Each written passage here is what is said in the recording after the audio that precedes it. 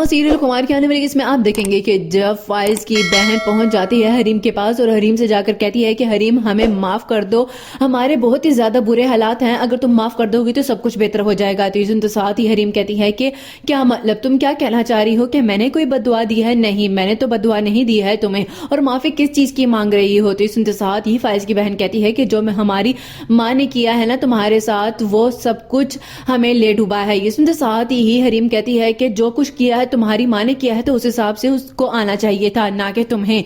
ये सुनते साथ ही फाइज की बहन कहती है कि यानी कि तुम मुझसे खफा नहीं हो, तो फिर मेरी बात सुनो ना, हमें बताओ कि आखिर इतनी बड़ी खुशखबरी कब तुम सुनाने वाली हो हमें। ये सुनते साथ ही हरीम कहती है कि कौन सी खुशखबरी, जो आने वाली थी ना वो तो खत्म ही हो गई तुम्हारी माँ की वजह से। दूसरी सीन में आप देखेंगे कि उधर जब नासिर का बहुत ही ज्यादा बुरा एक्सीडेंट होता है तो नासिर की माँ नासिर से कहती है कि हाय मेरे खुदाई, ये क्या हो गया है तुझे, अब तो तू अपाहिज हो गया है, तो हम कैसे गुजर बसर करेंगे। सुनते साथ ही नासिर कहता है कि तुम्हें गुजर बसर की पड़ी है और मुझे तो लगता है कि शायद हरीम के ऊपर लगाए हुए इल्जामात ही मुझे ले डूबे हैं। ये सुनते साथ ही नासिर की माँ कहती है कि क्या, मुझे तो लगता है कि जो कुछ मैं भी करती रही हूँ ना वो ही हमारे आगे आया है, तूने क्यों इस तरह की है, तो बहुत ही ज्यादा मनहूस बन गया है नासिर। ये सुनते साथ ही नासिर अपनी माँ से कहता है कि हाँ, जब मैं तुम्हें पैसे ला ला के देता रहा उस वक्त तो तुम्हें ये सब कुछ नजर नहीं आया। ये सुनते साथ ही नासिर की माँ कहती है कि मुझे क्या पता था कि तू हमें हराम खिला रहा है। ये सुनते साथ ही नासिर अपनी माँ से कहता है कि जाओ जाकर हरीम से माफी मांगो, मुझे बातें ना सुनाओ। लास्ट सीन में आप देखेंगे कि उधर जब